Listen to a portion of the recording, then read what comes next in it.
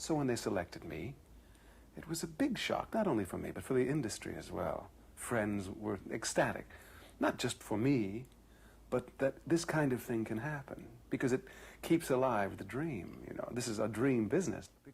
And these days, when he's not acting, he's helping to keep the dream alive by teaching and lecturing at Brooklyn College. What is all this work on my body and my voice and my training, my superb conditioning? What is it for? To sell underwear, you know? It's possible. Maybe so. I don't think so. But maybe it's to become president. I identify very strongly with Brooklyn. I've had good times here. I've raised my family here. I've been here for about 12 or 13 or 14 years now. Brooklyn is my home, and it will remain my home. I owe Brooklyn something, I feel. Brooklyn College is a good school, and when I was invited to come to the Department of Drama, I leapt at it. His generosity with his talent and time is respected by such great actresses as Geraldine Page, who was attending one of his lectures. I was working with a repertory company called the Mirror Theater, and right after he got the Oscar, he called up and said he wanted to work with our company.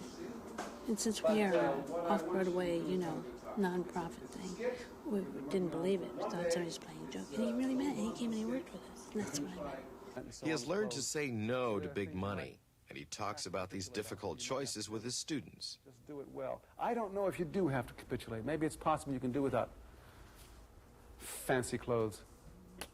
But whatever you do, you know, when you commit yourself to it, you've got to do it all wholeheartedly, that's all.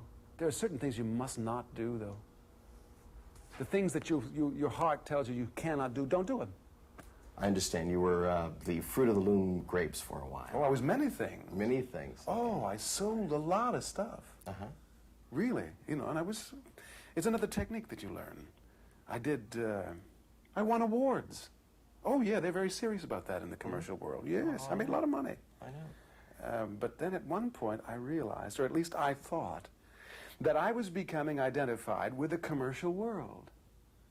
And whether or not it was true, I decided that in order to become the actor I knew I was, I know I am, I had to stop this reputation. Because it's a small world, our world. Everyone knows what everyone else is doing. And if you get categorized that way, you're finished. That's what I believed. So I said, no more commercials. And instantly my income dropped from considerable to practically nothing. What are the obvious trappings of money and success?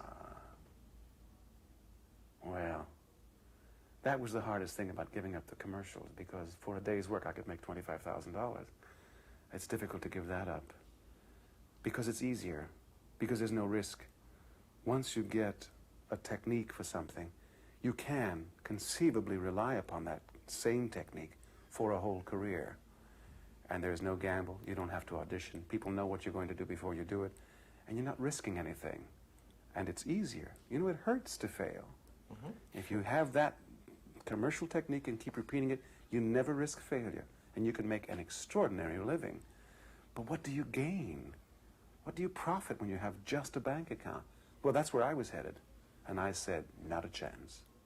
F. Murray is as committed and passionate in the classroom as he is on stage.